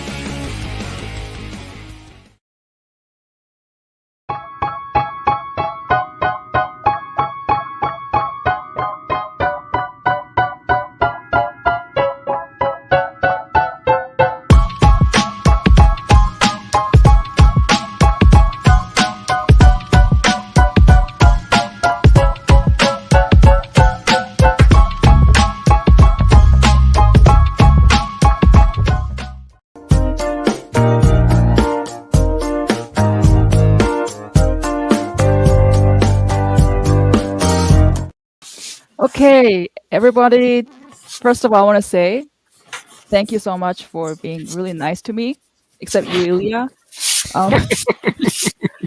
I've been doing my best to host by myself, and you guys made me feel very comfortable. Thank you, John, Fish.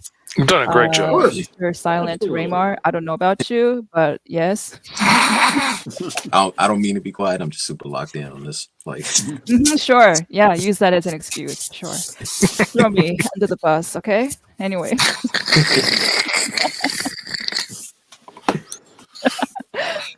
But anyway, so Raymar, did you were you a good kid? In high school. In high school. High school, I got into some trouble, but nothing too crazy. Oh, Ilya, thank you. Okay. I was out. Yeah. So that's it? That's the short summary? Is there one sentence? Yeah, I don't know. I mean, I pretty much just did what I'm doing right now all day. I went to a visual and performing arts high school, and I was an art major, so I would just draw all day. Oh God, that had to be nice. Wow, at high school? I was so jealous of kids that got to do that kind of stuff. Oh my God. I mean, it was for the most part, it was a normal high school, honestly. Like, it wasn't as glamorous as it sounds. You were singing and dancing in the hallways at lunch. I know it. Did you take music classes, like singing and stuff? Yeah, I mean, we had dance majors, vocal majors. I mean, there were people who would do that, but by the time I got to senior year, like, I don't know, that was like a dreadful year for everybody. So that definitely calmed down. But yeah, it's, like I said, a normal high school for the most part. So you just kind of like to draw by yourself since you were young? Yeah. Was into comics when I was a kid. Okay. A lot of comic adjacent things, movies, TV shows, stuff like that. Can we all agree then, all four of us here, the reason why we picked up pencil and started drawing was because we were inspired by comic. It's not fine art or anything. It was comics, right? Yeah. Yeah. Comics and superheroes were fun and exciting. Okay. For me, it was Star Wars, though. That's what got me drawing. Oh man, Star Wars spurred my imagination. Star Wars was too hard for me to draw. I could draw a really crappy superhero starting with the underwear and working my way out. I couldn't draw a Jedi to save my life. See, that Star Wars was, I always used to draw before Star Wars. I was only 5, but still, I drew as long as I could hold a pencil. And that was, Star Wars was the first thing that motivated me to actually draw something that looked like something. Because everything before then was just like lines, arm, leg, whatever, stick figure, round head. And then I was like, this has to look like C-3PO now. Yeah. I'm going to have to, get out my coloring book, see how they drew him in the coloring book, and draw him like that too, with all the details and everything it needs. So that was what motivated me initially to move over to that area, of art. Yeah, because I when I look at how you said you're kind of similar to me, where for you wanted more effort, you want to finalize, and you kind of take your time putting your effort into it, the piece, right? You want to make it as beautiful as possible for you, right? So you can present it to people. Absolutely, of course. So that takes a long time. So it does. Patience, right? Like you need that. Yeah. I have the patience for it. I just don't have the finances to spend as much time. If I got paid enough to spend 5 days on a cover, and if it was nice, a nice pay, and I could do it, I would do it. But you're always under a time constraint, whether it's from the client or it's from just the fact that you can't work yourself down to $3 an hour. Yeah. On a piece, you know what I mean? You have to keep it at a certain level. Yeah. And hopefully it's doable for both you and your client, and everyone's happy. Absolutely. But of course, I would love to spend way more time. Oh, I'd love to get to spend, half a day or a day penciling a page. Sure, but nobody pays enough for my work for me to do that. Oh, come on! So don't say that. I work faster, and and my art style is pretty simple. I don't usually have a whole lot of cross hatching and stuff. That's part of kind of why I like doing these things, because I get to do all the little textures and stuff, because I don't get to do it a lot in my day job. I love textures. I get you, man. I get you. Yeah. I think John too. I think John understands as well. Oh. Yeah, except for Raymar, because he didn't say anything. But yeah. I'm just listening. I'm enjoying. Sure. You got the sexiest voice amongst all of us right now, and you just don't utilize your gift, dude. Come on, man. Seriously. He's learned the responsibility of having a voice like that. You can't. I know. I wish I had that voice. Right. Gosh. And I'm not just saying this. You should be doing those like soap commercials. What are those called? Those old soap commercials? Yeah. Used to be the dude on the horse, and then he'd peel back the background, and he had a girl in his. I know. It's like, Raymar, when you speak, there's like a gravity behind it. It's like, oh, we're gonna pay attention, John or John, like me, all of us, people feel like they can just blank us out, but it's like, oh, I have to pay attention. It's like that kind of voice. But anyway, JD said, I don't think anyone has ever asked Mog her first comic was it a manga? That's JD, a good question. That's actually very astute of you, because all this time, how many did we do? Like, what is this, 50 shows? That's right. No one asked that question, and I was wondering when anybody will ask. And it's you. The whole time has just been nobody cares. All this time. No, it was. I don't care if you don't care. Really, it's not about that. It was just kind of intriguing. Like, has anybody ever realized that? That's now. What is the answer? What is? For me, it was a manga, because I was living in Korea. I had no access to American comics. Yeah, I mean, look, it looks like you grew up on international styles of art. It doesn't look like you grew up on American art, which is why you now have a unique style to offer the world, and why people gravitate towards it, because it's not competing with anything else. It's very unique. So I think you're in a good position with that, as long as you can keep finding, clients who like that style. I mean, I'm sure you will. I have no doubt. I mean, you do well at all the cons, and people seem to dig it, and so whatever happened worked out great. Thank you. But you know why I liked it?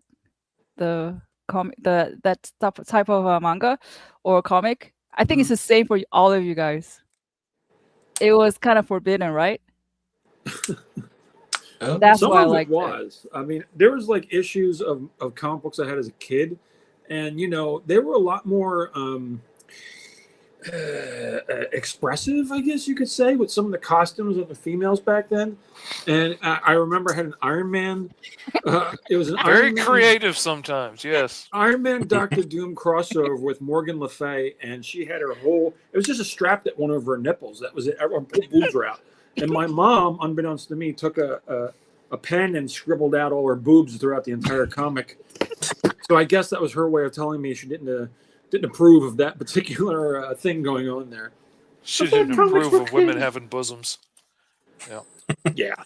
I mean, not she can do about it now since that became my forte, but she appreciates it, I guess, at least.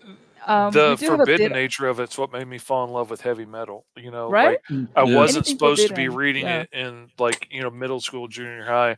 So I loved it, and which exposed me to so many different types of art and storytelling from around the world that wasn't just superheroes beating each other up. It was all kinds of other interesting stuff, which that really fueled my imagination, and which is why, even though some of them may look that way, most of my stories aren't superhero stories. They're, they're other things, other tales. Even Cobb, I've had people look at Cobb and be like, "Oh, I don't read superhero stories." I was like, "He's not a superhero. If anything, he's really kind of a villain." But he's fascinating to me. He's a force of nature, and he's selfish, and he does his own thing. Absolutely, heavy metal was the bomb. Heavy metal back in the day was awesome. I agree. My dad was the opposite. He was bringing me home Playboys and stuff. At the same time, my mom was scribbling out the boobs in the comics. My dad was like, "Here, take a look at this." I'm like, "Okay, thank you, I think." Dad? Too much. Too early. I don't know, because when I say forbidden, it also means maybe it could be, in your case, John, like mature content. But in general, it's kind of looked down on if you read comics. I mean, back then, it was more forbidden by my peers than anything else. Because if you got caught reading a comic book on the bus, you were made fun of the whole ride home. Oh, really? That's how it is in America? No, not anymore. Now it's the complete opposite. But when well, now if a kid on the bus got caught reading an American comic book, he'd probably still get made fun of. Like if he was reading a manga, it'd be one thing. But if you're reading a comic book, that's what the old dudes read. Like why? All my kids on down, none of them read comics. Their friends, most of their friends don't even know people still make comics. Like they read manga all day long. But they can't equate that manga is also a type of comic. No, it's not. It's a whole different thing. And I'm like, but it is. I mean, it's a different size and it's black and white, but it's a comic. Right. It's just drawings telling a story. Mm-hmm. Isn't that weird? Have you guys ever felt that, like growing up since you were young, when you see people shaming other people for what they like? It's kind of weird. Like for me, when I find somebody who likes something and it's so bizarre because I don't like it, I'm just genuinely interested. Like, why? Oh man! Like, tell me why you like this and show me this. Introduce this whole new world to me. But I notice a lot of people, they just kind of, I don't know, just really just push their. I'm like a magnet at cons for autistic people, and if you're gonna come up to me and you want to ramble for 30 minutes about your like special interest thing that I have never heard of or don't care about, or, I want to know why you find it so fascinating. I want to know why you have such a strong stance on the different scales of model train engines and why, this one's right and that one's wrong. Like, I want to know. If you want to tell me, I want to listen to it. And I find it fascinating. Now, if you want to tell me why your sports team is better than the other sports team, I could not care less. But now, if you want to tell me, why sumo is a superior sport, I will absolutely listen. Like, I don't want to hear why this animal themed team is better than that animal themed team. But if you want to go into your interest in curling, I want to hear why you like curling so much. What is it about? Like, tell me. Yeah. Tell me your reason. Is it the sweeping that gets you? Exactly. Is it the nostalgia of sweeping the floor? What is it? Absolutely. It's all about the sweeping. I wouldn't even watch it if they didn't sweep. But So, there's also really cool people, kind of like Mel is opposite of me. He's like, I don't need to know why. I know. Absolutely, I know why you like need it. to know why. But for me, I need to know why. Absolutely. If I can understand why, I can get it. Like rules. You can't just tell me that, we don't wear shorts to work. Like, I need to know why. Like, Exactly. if you give me a reason why we don't wear shorts, then okay, I'll follow it. Even if that reason is just the boss made an arbitrary rule and that's the way it is. Okay, that's stupid, but if that's what the reason is, all right. But like, if you tell me it's for safety and I work in the art department in the air conditioning, like, where is my safety involved in that? Like, that doesn't fit in my brain. I need a reason. Yeah. Anyway, it seems like Brunson, just by his heavy silence and his hands once in a while making appearance, like, Brunson, do you want to showcase your art and say something? Like, Yeah, I mean, I don't know what to Is it say. that? I mean, I put some screen tone on her arm. Oh, screen tone. Yeah. Luckily, I had some because I'm running pretty low. I was gonna say, man, I wouldn't even know where to find it anymore. Me too. Yeah, you just gotta get it directly from the deleter store in Japan. Pretty expensive, but it is what it is. I was gonna say I was buying blue mechanical pencil leads, like, from people that had defunct stationery stores and had it in the back closet that they never got rid of until I couldn't find anymore on eBay anymore and had to move over to these lead holders. Yeah, definitely deleter. Anyway, guys, you guys have really good news. I think all of you guys have a bid. Nice. Stevie B bid on yours, $50. And I think Ilya, was it you, Ilya, who did 100 on the magic? And nice. 65. Really came out nice. Yeah. Stevie B is sweeping up. Yeah, he is. Yeah. I have not said that. I've wanted to say it, but I have not said it.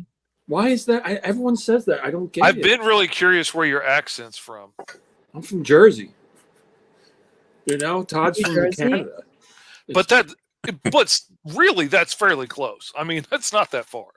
Like, the difference between you and me is way further than you and Canada. I mean, depending on where he lived in Canada, Canada's just as broad as the U.S., so he could have lived out on the west coast of Canada, for all I know, and I'm on the east coast. Yeah, but most of them live in a pretty small area. Plus, Todd has a lisp. Do I have a lisp? Maybe I do. I don't know. Oh, no, it's absolutely the accent and the inflection. Is it really? It's the way you say your words that it's that accent that's. Well, look, man, I'm not, he's one of the best salesmen to ever live in comics, so I'll take it, I guess. I'm not going to say turn it down. I'll take it. I'll take anything that Todd can do and apply it to myself. That's great. I have a totally oddball question for you guys. I got this book, okay? It's a Japanese book, so you guys can't. I have to translate it. But it actually tests you on, it's something translated called the magical psychology test. So the first test, I'm just going to go through it. You guys are pretty much done, right? Okay. Yeah. So now you gotta have to use your imagination, okay? Which is very easy for you guys. So imagine, first of all, okay? There's a room. There's nothing in the room, okay? Except at the corner of that room, on the bottom, is a teddy bear. Okay? You guys have that picture in your head? Yep. Now this teddy bear has a balloon next to him. He's saying something. And I'm gonna give you 3 choices, A, B, C, to see which one you think. What is that teddy bear saying? Okay. All right. A. Why am I here? Okay. B. Who am I? C. What's going to happen to me?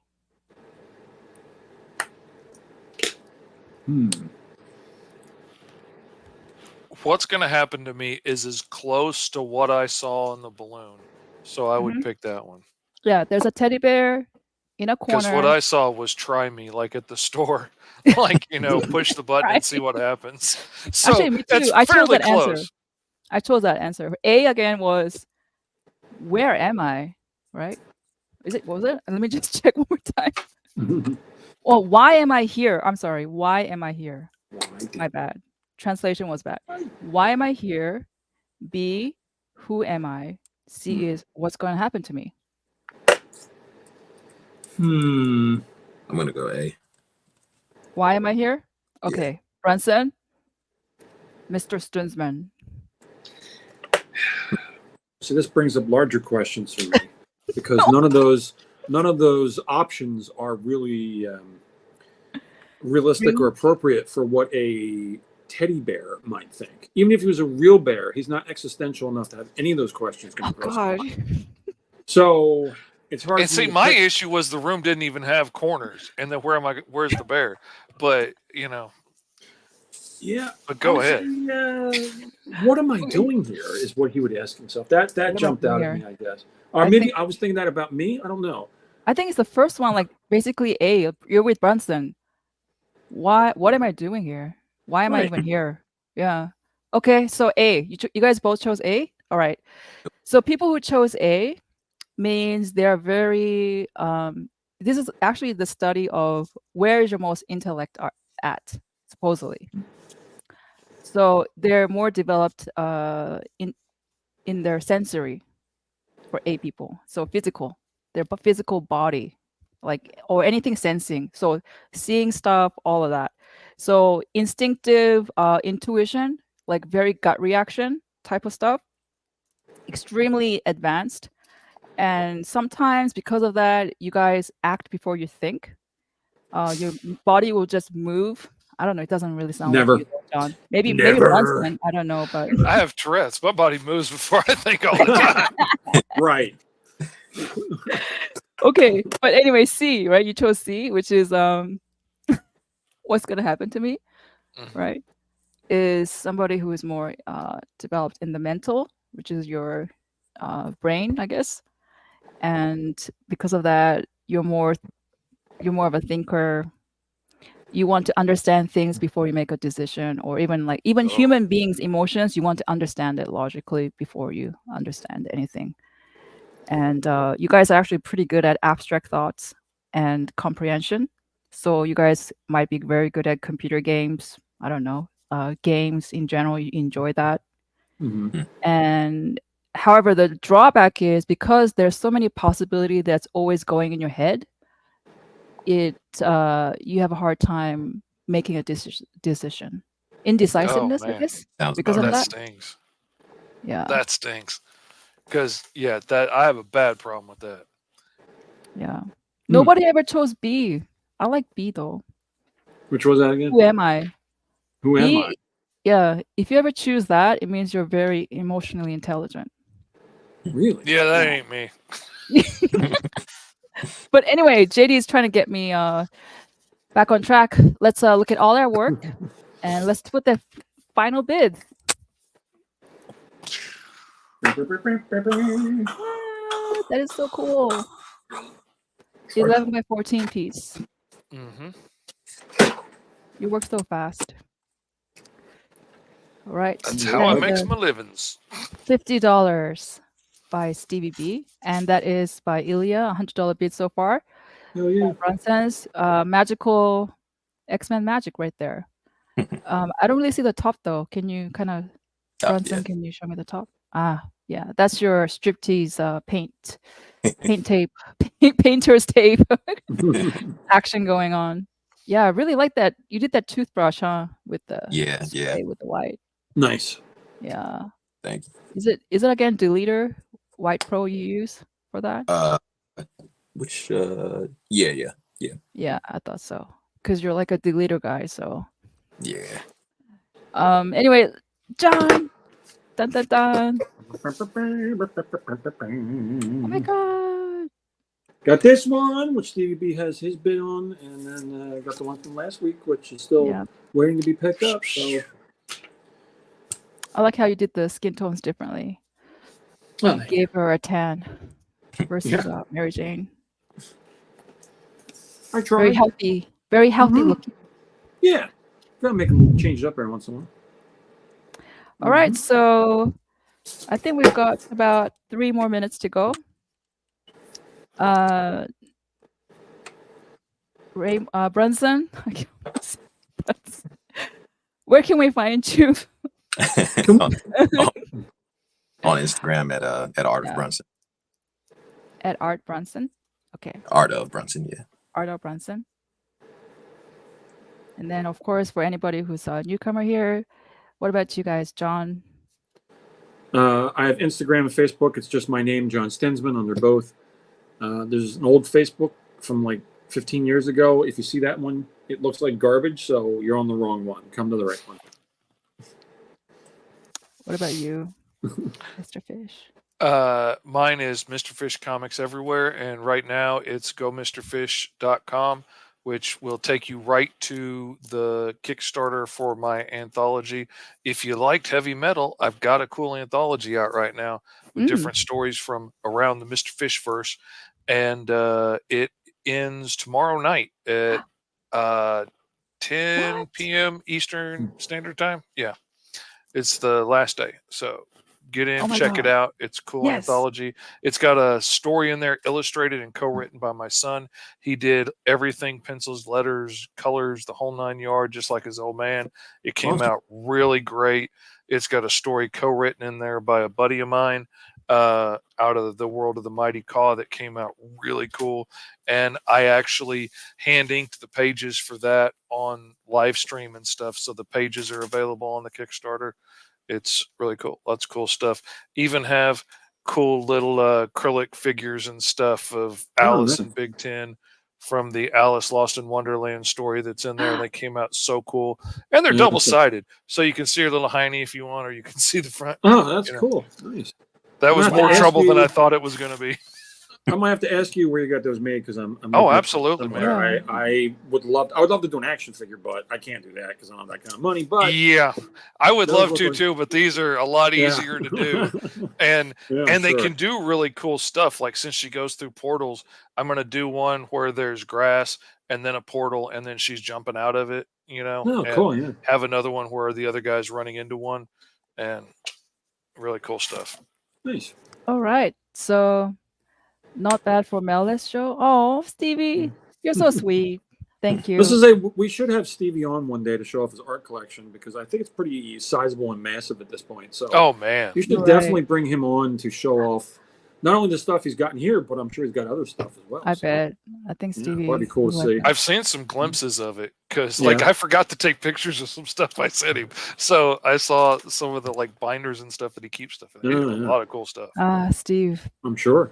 Steve Vendetta's making fun of you, John. You should leave a message on Todd's voicemail in his own voice. Hi, Todd. It's Todd. Anyway, thank you guys so much for the stream. It seems like this is the end. It's 9. And you know what? Thank you. You guys made the show. And I'm sorry for razzing on you, Brunson. But you begged for it, so... You asked for it by being quiet. It was a very you guys were amazing. Thank you so much. And you guys have a lovely night. And everyone as well. Next week. See you in 2 weeks for me. Oh yeah, 2 weeks, you're right. Yep. I'll be back. Bye. Twitch. It's not just what happens when you have too many energy drinks anymore. Check out our content over there too.